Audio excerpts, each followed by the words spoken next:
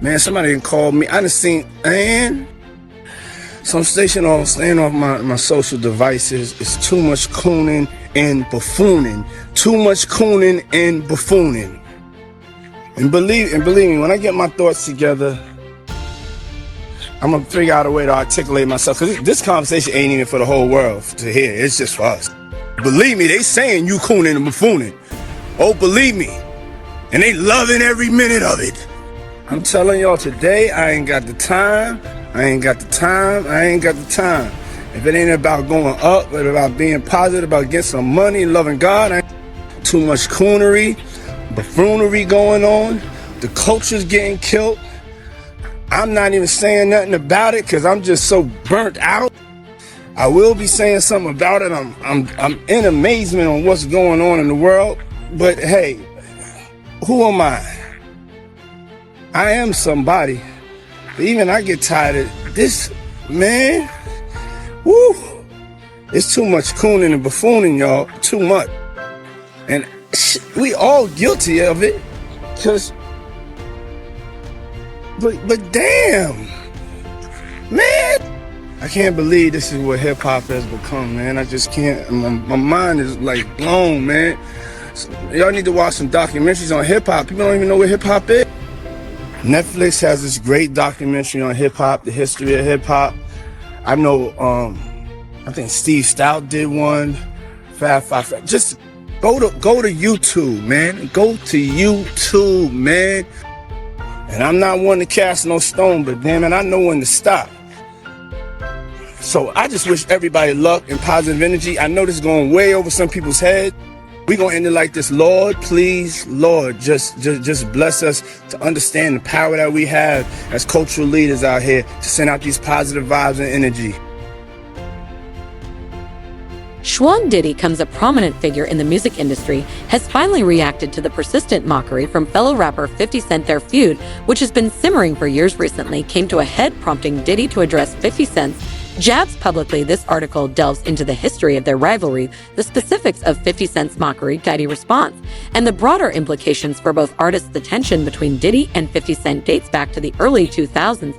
Both men are towering figures in hip-hop, but their paths to success have been markedly different. Diddy, originally known as Puff Daddy, built his empire through Bad Boy Records, nurturing talents like the notorious B.I.G. and Mace. 50 Cent, on the other hand, burst onto the scene with a gritty street-oriented image, bolstered by hits like In Da Club and his association with Dr. Dre and Eminem. What kind of fuck shit is this?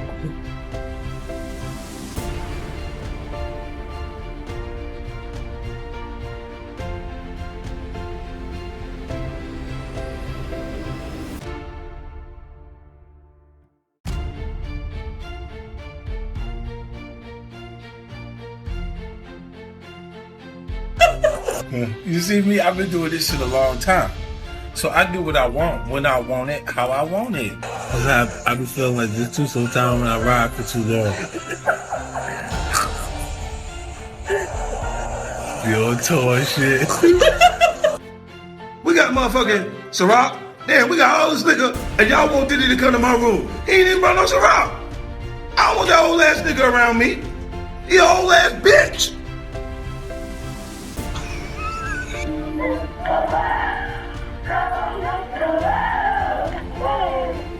This shit is like an African chant.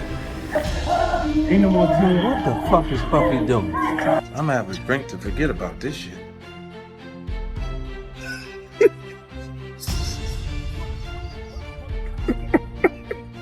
And my man's here, he came by. Shout out to F and Vodka. Yeah, that shit kind of watered down, but I love it. Yo, check this shit out. So, yesterday, First Montana had an in-store up in the Bronx. 10 people showed up. He said, fuck this, let me have a drink. Humpy trying to make me go against 50, he set me up.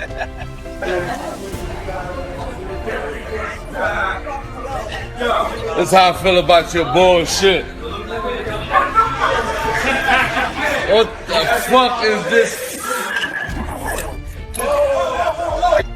Yo, I just seen a clip of French Montana throwing bottles of effing in the garbage. You know, Puffy called him like, you said you fucking like this shit. You fucking bitch, you want your record out, don't you? You fucking dummy. You fucking playing. They fucking putting us out of business, you fucking asshole. You better do something. Over the years, their rivalry has been marked by sporadic jobs and public spats. 50 Cent, known for his combative and often provocative social media presence, has frequently taken aim at Diddy, criticizing everything from his music to his business ventures. 50 Cent's mockery of Diddy has been relentless and multifaceted. He has accused Diddy of being out of touch with the current state of hip-hop, mocked his business acumen, and again made insinuations about Diddy's personal life. One of 50 Cent's most notorious jabs came in the form of a series of Instagram posts where he ridiculed Diddy's music and suggested that Diddy was past his prime. In one instance, 50 Cent posted a meme implying that Diddy was desperate to stay relevant by associating with younger artists. Another post featured a video clip from one of Diddy's interviews, overlaid with mocking commentary. 50 Cent's antics are not limited to social media. He has also taken shots at Diddy in interviews, suggesting that Diddy's success is more attributable to luck and connections than talent and hard work. What's going on, my brother? Oh man. Yo, it's Groove here? Yeah. Happy birthday to you. Woo! Happy birthday to you. Woo! Happy birthday. It's fabulous. The only nigga that got the name that I want. It ain't get happy birthday to you. Thank you, my brother. Yeah. Let's take a shot for that, bro. My mouth a little dry. I'm just some more. But No, it's your show today, Daddy. No, the one thing I've been you got questions? Okay. Come here, bro. Yeah, Fab. Fab told me to floor you fit. Hey, yo, Rastafari. Hey, yo. Don't do that. Yeah, that's what I said. That's why I said let me pick it We up. was talking That's why I said about let me pick it up from right there. This why I gotta pick it up from right there. Look at this nigga. This is a Fab very thing, nigga. Groove. Go That's ahead. it. Go ahead. No, bro. Killing. Bro, come tell the story. Bro, we intoxicated. Listen. Bro, we helping me build that beautiful, nice guy, Rastafari brand of yours, huh? I come see you, in, man. I'm walking in at that hallway right there. Bag at. It's the lead. Yeah, I love this drink. Where you Chance put my with you. I bag like at? when you like this, Daddy. Yeah, where you put my bag Daddy, at? I like when you Oh, it's right here, scrambling it's and right scraping for here. shit. No, I got I notes like and that. shit. You know, I'll be practicing. I got Yeah, notes there you and go. shit. Got your note. Okay, yeah, I'm not gonna go over with that one. Make a wish. That one. Don't go without your birthday every day. Every day's your birthday on Drink Champs, goddammit. I'm in.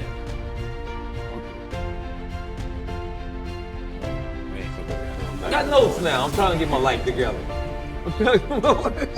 I want to taste the vegan Yo, cake. Fendi, what's going on? You know what I'm saying? Like, Diddy remained silent in the face of 50 Cent's mockery. This silence led to speculation about whether Diddy was ignoring the jabs out of disdain or if he was simply choosing to take the high road.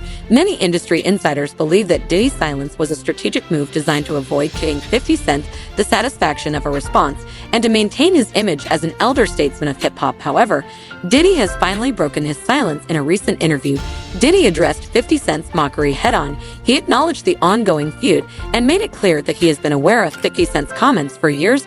Diddy framed his response in a broader context, emphasizing the importance of unity and support within the hip-hop community. God, like just see where I look back on where I became. Did you miss me though? For real, because I'm I saying, it miss- seems like a thing. I It's miss his partying birthday with party. Puff, man. I Man, miss but I'm talking partying. about for your birthday. Huh? Why won't you party with me for your birthday, man? Come on.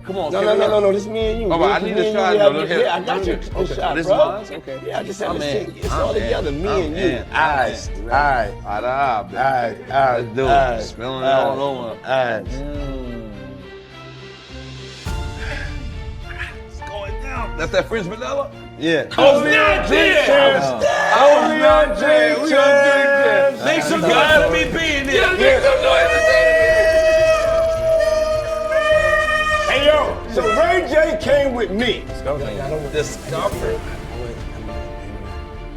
Doing something presently at the moment, and I need to break out.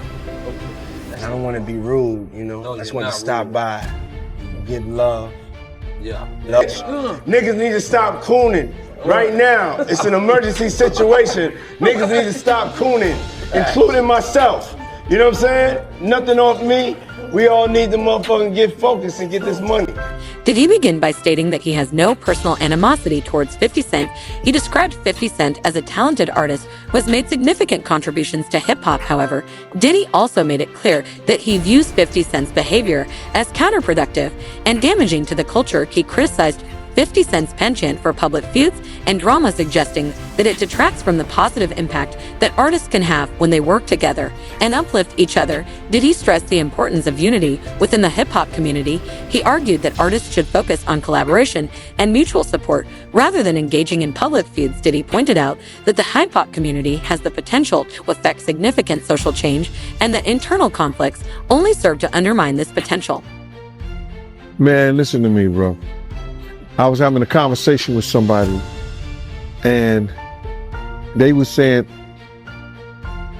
the feds are so deep and involved in this that Diddy just might be called up on that Tupac shit once they go through the money trail. Once they go through the money trail and find out why certain people was given certain positions, that it may be a problem. Because they're gonna look at all that. Anything they can bring up, they're gonna bring it up. Wow. So you think it's possible that they might pit Pac murder on Diddy? Yeah. That's why that tape of Cassie was released. So anybody who was willing to try to help him, anybody was trying to say that he ain't capable of doing this and he ain't capable of doing that, they got it right there on videotape. But you being around at that time, right? Because you was working at Bad Boy at that time when, you know, the whole Pocket Big thing was going on. You personally, do you think they can get Diddy on Pac murder? Well, they always said something about $1 million check, and nobody knew where the $1 million came from. Puff may have said it in a couple of rap songs and things like that. But they would have to trace the check back to if that check Eric Von Zip had. And I'm not going to say the person who they said they gave it to because I've said it before. And I told people who contacted me that I would bring old boy name up on there because of situations that he's having in the federal government right now. So if they trace it back to Eric Von Zip and say, why were you on, and he's dead now, but they have to explain why did he was able to get some publishing money or some kind of deal off the sale of Black Ground Records, and they put him as Tank manager or Tank something for Tank, this, that, and the third. Why did they do that? Yeah, I got you. And when you say check, right, just to get some clarity for the people that don't know what you're talking about, you talking about the $1 million check, right, that they put on Tupac to get him killed, the hit? Yeah. What I'm talking about is that if Puff has said on a couple of records that he'll pay $1 million to, you know, but he was just talking to people randomly. So now everybody said that, and Keefy D said that Puff told them that he'll give him $1 million. Now, do we believe that? I don't know. I don't think so. I don't. Because it was situations whereas that it could have got done by certain people that was around them, but it didn't happen. So when Zip came up with the check for $1 million, he said it was from Black Ground Records. And he said that who he got that money from. So now, if that's true, then the feds would have to go in and do a money trace on where did that check come from. And then they're going to say, why? Why was that check given to Eric Von Zip or Eric Zip Martin or Eric Martin? Why did that check was given to him? And saying that he had something to do with Tank. And he sold the company, which wasn't all his company anyway, for $1 million. Diddy defended his legacy and contributions to hip-hop, asserting that his accomplishments speak for themselves. He highlighted his role in the careers of iconic artists, his business ventures, and his philanthropic efforts. Diddy argued that while it is natural for different generations to have different perspectives, respect for those who have paved the way is essential. Everybody knew that Puff took Tupac blueprint and changed Biggs and Bad Boy in image. I Get Around talked about how fly you was, how many girls you mess with, how many cars you drive, how much money you got, what you willing to do. He took his image. Pac was the first one on the scene wearing Versace shirts. He went and got the same Versace shirts Pac had. Which, all right, some dudes would do that. You would never catch me wearing something else, something that somebody else got. He was knocking down all the women that he thought Pac was knocking down. And what I mean is having sex with. Why would you want to have sex with women you know for sure a dude that was once cool with you was dealing with? That's that image. Because you got to realize, bruh, Puff and Pac was cool at one time. We know this. Mopreme said that they was going to sign the Bad Boy. So if he's going to sign to Bad Boy, it was because of Corey and them. I put that picture on the internet. I put the picture on my channel of Corey Jones. Is Corey Jones, Corey Jacobs? I think Corey Jacobs and Pac right next to each other. Those was the real bad boys of Bad Boy. You understand? Those are the ones who got the 16 to life sentencing. That Pac was gonna go and be with them first. But then Mopreme said when it became just Big and Puff, because Corey knew went to jail, he changed his direction. But nobody know why Pac and Puff fell out like they did. You understand what I'm saying? Nobody know why. But Puff had an obsession with him for whatever reason it was, because he started wanting to act. He started wanting to rap. He had an obsession so bad that at his Grammy Award winning speech, he used the same speech that Pac used. That shit is crazy. So when I say I'm obsessed with talking about Puff, Diddy called for maturity and professionalism within the industry. He suggested that petty feuds and public spats are indicative of a lack of maturity and do not reflect well on the artists involved. Diddy encouraged younger artists to focus on their craft and the positive impact they can have rather than getting bogged down in negativity. Diddy's response has garnered a mixed reaction from both the public and industry insiders. Some have praised him for taking the high road and promoting unity within the hip-hop community. They argue that Diddy's message of respect and collaboration is sorely needed in an industry often characterized by competition and conflict. and telling y'all the truth,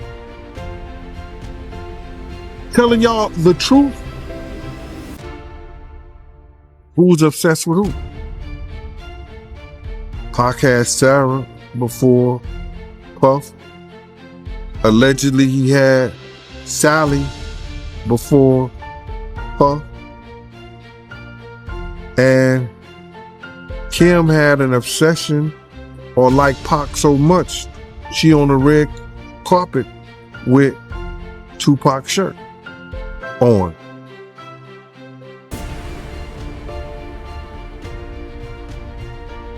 Who's obsessed with who? So you believe Diddy, he only got with Sarah Chapman because Pac, he had her at one point. And it was a bet in the office. Sarah was messing with an NBA basketball player. Puff bet all the niggas didn't believe that he could get it within 2 weeks. $100. So she actually was $100 bet that he got. And who was the NBA player? I think it was Gary Payton, allegedly. That's what he said. Somebody said, she messed with Gary Payton? I bet you I get it. I bet you I have it within 2 weeks. Me and him and Sarah went to this party in Chicago that he was hosting with the Streets Entertainment. And we went to the store called Cranberry and I forgot Cranberry, and it's one of those stores like you get fragrance and you get candles, colognes and stuff like that. It's called Cranberry and something. And from that point on, you had her. But you gotta realize Misa and Kim was friends. Misa and Kim was friends. He started dealing with Kim over Misa. Kim and Sarah was friends. I mean, hand to hand, pots and pans. They was close. They all used to, Sarah, Kim, and this other girl, I think she was from Atlanta. What's her name?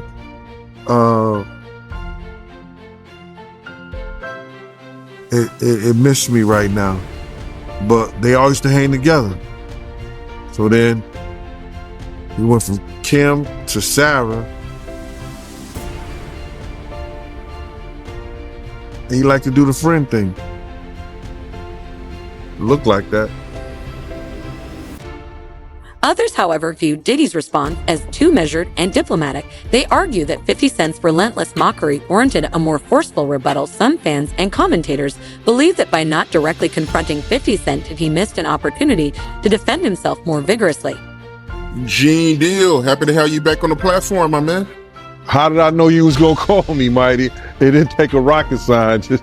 I was figuring when I seen that this morning, that and I don't know if you know what I'm talking about yet, but when I seen that Diddy stuff from CNN, I said, I know Art gonna call me. Art of Dialogue gonna give me a call. Oh, you already know I was about to hit you, man. Yes, sir. Yeah, man. So with that being said, man, let's get right into it, man. What you think about the video that came out today of Diddy pitting his hands on Cassie? Man, you know that was crazy. And I know people gonna think that, you know, yo, this is all what Gene wanted to see. But now, listen here, man. The devil got a purpose, God got a plan. Do you understand what I'm saying? The devil got his purpose, but God got a plan. You understand? And it's all in God's plan, man. You understand? To let people see, because a lot of people wasn't believing that this stuff even existed, brother. A lot of people didn't even think that Cassie was telling lies, Gene been telling lies, Lil Rob been telling lies, everybody lying on Diddy. But Diddy told the truth. Diddy's the only one told the truth. He said, y'all just keep watching. The truth will soon come out. And you see what came out? My man, he punching that little girl in the head. Yo, you don't even kick a dog, man. You don't even kick a dog, bro. He kicking that little girl like she's a dog, man. It was crazy, man. Any man that has a sister, any man that has a friend that's a girl, any man that has a child, you understand, who saw that, if they wasn't appalled, if they wasn't like, yo, I want to beat the, you know what I'm saying? We can't say that on television, man, or on the internet or YouTube, but any man who saw that wish they could put their hands on Diddy at that time, bro. That shit was appalling, bro. It was crazy, man. And when I saw it, you know, I could imagine what Kim went through. I could imagine what Misa went through. You understand? It was just crazy, man, for that dude to do that to that girl like that, man. I can't believe what I seen, man. I still can't believe what I seen in that video, man. Like the way he was kicking her was like he was kicking a field goal, man. Bruh, when I saw him run down first of all, when I saw the white towel, I got flashbacks of him and Ja Rule running out the room. Of course, they had, what's her name, Sarah and the other girl in there, but I had that flashback. And then when I seen him run down the hallway, I had flashbacks when the same gang was chasing him. I was like, what the hell? And then when he put his hands on it, no jokes aside, because I know it's not no laughing matter, man. The just was appalling, brother. True to form, 50 Cent did not take long to respond to Diddy's statements in a series of social media posts. 50 Cent mocked Diddy's call for unity and respect, dismissing it as insincere. He reiterated his previous criticisms of Diddy, doubling down on his belief that Diddy is out of touch with the current state of hip-hop. 50 Cent also used the opportunity to promote his own projects, contrasting his hustle and success with what he perceived as Diddy's waning relevance. In typical 50 Cent fashion, his response was laced with humor and sarcasm, ensuring that the feud remains a hot topic among fans and commentators. The ongoing feud between Diddy and 50 Cent highlights several broader issues within the hip-hop community. It underscores the generational divide between older and younger artists, the role of social media in shaping public perceptions, and the impact of personal rivalries on the industry as a whole. And I don't even know how they could even play that on television, on YouTube like that, and without even putting up some sensitive, you know how they put the sensitive subject matter up? That was crazy, man. That's crazy. Yeah, man, I can't believe it, man. I mean, because like I said, I mean, me and you've been doing interviews for years and you've been telling me stories about Diddy, but to actually see the visual. You know, so like, bruh, I wouldn't have never allowed him to do no shit like that around me. That's why he probably never did nothing like that. You understand? When I got the aftermath, when they told me to go over to St. Luke's Hospital, because Puff was over there in the hospital, that was the aftermath. You understand? When Kim cut his wrist up with that corkscrew, his right wrist. They got pictures on the internet with his wrist banded up. Kim did that. You understand? The aftermath of them being in the Swiss hotel and he roughing her up and like he playing fight with her, and then she runs out the presidential suite and we got the big room in there at the Swiss hotel, and then I'll be like, yo, you all right? And she like, yeah, I'm all right. It ain't nothing. You know what I'm saying? You good? She like, yeah, good. And then she go back in the room with Puff, Diddy, Brother Love, whatever he call his name is. So, you know, it's always the aftermath of something like that, bro. But in front of you, only people who commit crimes around people who commit crimes. You know, Puff know who to do that stuff around. And that was crazy, man. When I looked at that thing, to be honest, I thought that the people who was watching it, because you know at those hotels, they have security personnel that watch that stuff. And if they didn't call the police, they should be in jail. I don't care what nobody say. You know, whoever watched that tape and didn't submit that to the authorities, they should be brought up on charges.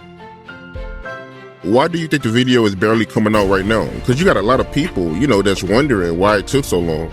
First of all, they know that Puff probably paid the security personnel, like, because he knew it was on camera.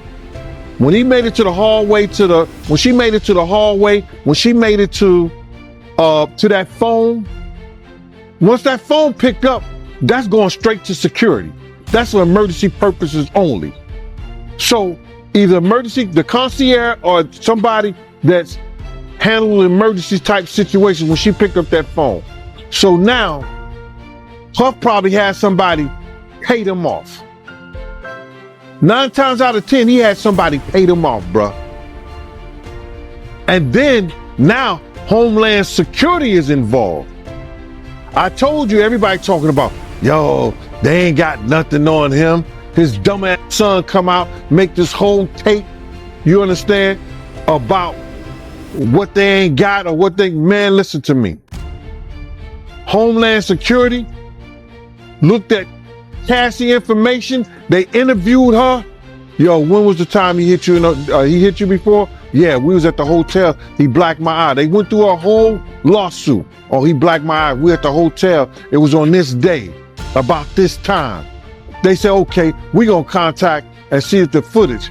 The tension between Diddy and 50 Cent is partly reflective of a broader generational divide. Within hip-hop, older artists like Diddy, who came up in the often have different perspectives and priorities compared to newer artists. This divide can lead to misunderstandings and conflicts. As seen in the ongoing feud, social media has become a powerful tool for artists to engage with their fans and promote their work. However, it has also become a platform for public feuds and drama. The Diddy-50 Cent feud illustrates how social media can amplify conflicts and make them more visible to a global audience. Now, they got to keep that stuff in the archive. They have to have that security footage in the archive somewhere. So then what the Homeland Security say, yo, listen to me, on this day, this way, because just for accidents, like just say like you fell down the steps at the hotel. They got cameras in the hallway. They got cameras in the stairway. So they can see that. So now, you didn't fall down the steps, but you say you did at a certain time. They go through that whole footage. So they have to keep that in some kind of archive. Now, she told them what date and by what time it happened. They contact the security personnel and the people who have that stuff in archive and say, yo, listen to me. We're going to subpoena that. We want that information. And they sent it to them because they don't want to lose their insurance. They don't want to lose their insurance. The things that they insure the hotel, you know, so they don't want to lose that stuff. So listen, what they do, they hand it over to them. There's going to be a lot of stuff handed over. Why do you think they got all the tax returns and everything on all 18 other companies that he was doing business with? I told y'all, the Southern District of New York, they not into losing nothing. A 98.2 percentage in conviction rates. They not losing nothing. Go ahead, man. I'm sorry about that. What was your reaction when you first seen that video, man? I was sick as a stomach, man. I was sick in the stomach, man, because you know when you have daughters, you just hope somebody don't send you to jail like that. Cause any real man know if somebody put their hands on their kids like that, you know, kicking them like a dog. My first reaction was, man, there's probably a lot of other women that had that same problem with old boy. Remember Gina that got on that show, Tasha K show? And she said that, yo, he kicked me. He was punching me in my head and the side of my head. Do you imagine what she went through and she was pregnant, bruh? Come on, man. I had flashbacks of when they told me when he beat Misa so bad that he was kicking her, she had to go hide up under a car. It's crazy, bro. Personal rivalries can have a significant impact on the music industry. They can influence public perceptions of the artists involved, affect collaborations and business ventures, and shape the overall culture of the industry. The Diddy-50 Cent feud serves as a reminder of the need for professionalism and respect within hip-hop for aspiring artists. The feud between Diddy and 50 Cent offers several important lessons. It highlights the importance of maintaining professionalism, the potential pitfalls of public feuds, and the value of focusing on one's craft and legacy. Gene Deal, happy to have you right back on the platform, my man. Man, I got a residency, bro. I'm officially the #1 residency position on Art of Dialogue, man. This is my new employment. Hey, the people love you, man. I gotta keep bringing you back, man. Yeah, I don't know about that, man, but I appreciate you. You know what I mean? I really appreciate you on today, man. You know what today is, right? Yeah, Biggie birthday. It'd have been the notorious Biggie Smalls' 52nd birthday, bruh. Oh, man. It would have been his 52nd birthday. Could you imagine, man? The people he would have put on in Brooklyn, the people that he would have made great. Oh, go ahead, I'm with you, bro. Yeah, man. Happy B-Day to Big, man. Happy B-Day to Big. Yes, sir. Yes, sir. So with that being said, man, let's get right into it, my man. What you think about the apology video by Diddy? What apology video? He didn't apologize, bro. He did not apologize. You know, if he was going to apologize, he should apologize to Miss Wallace. That should have been the first person that he should apologize. No. He should apologize to Misa. He should apologize to Kim. He should apologize to Miss Wallace. He should apologize to Wolf's mother, Miss Jones. That was not an apology, bruh. That was somebody saying, I'm upset, or I'm mad, or it's bad, or it's effed up that I got caught. That's what that was about, bruh. That was that was, if that was an apology, that was the most, what they call it, ingenuous.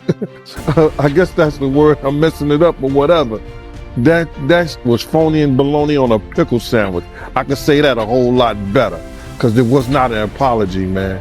You know what I'm saying? For what he did and how he did it, I didn't see an apology. You know, he may have used the word I apologize.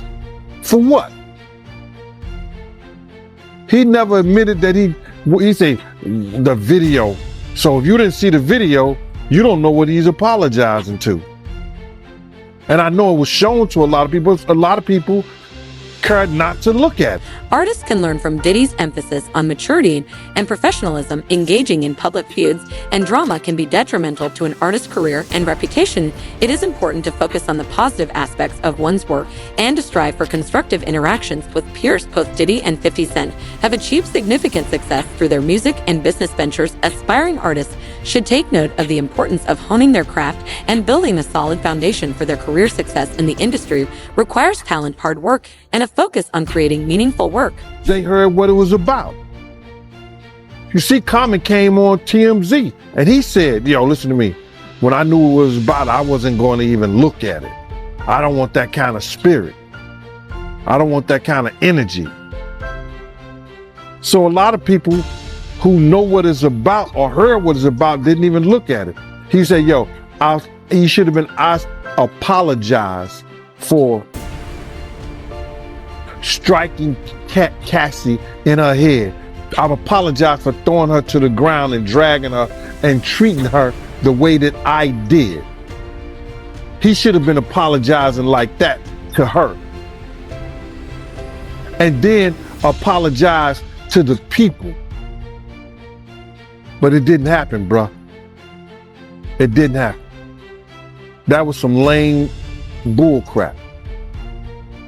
See, the same thing to make you laugh, it's the same thing to make you cry, bro. We know that growing up.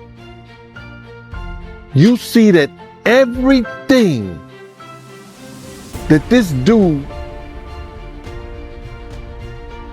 crushed people's lives, led them into the den of iniquity. Everything that he done is now crashing down on him. He got a whole lot of apologizing to do, bro. And it has to be way more sincere than that stuff that he just put on his Instagram. So you feel like the apology video wasn't sincere? It was phony and baloney on a pickle sandwich, man. it wasn't nothing sincere about that, bro. I heard that the behavior people did,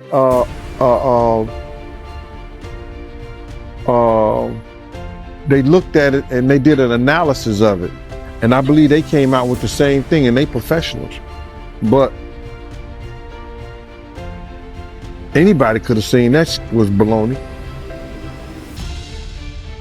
Yeah, you got a lot of people that feel like, it wasn't a good idea for, Diddy to make that video. He only made it because he got caught. You got to realize a month before that, he put out this statement. It wasn't even a month. He put out this statement. Everybody going to see. The truth is going to come out. These ain't nothing but lies on me. Come on, man.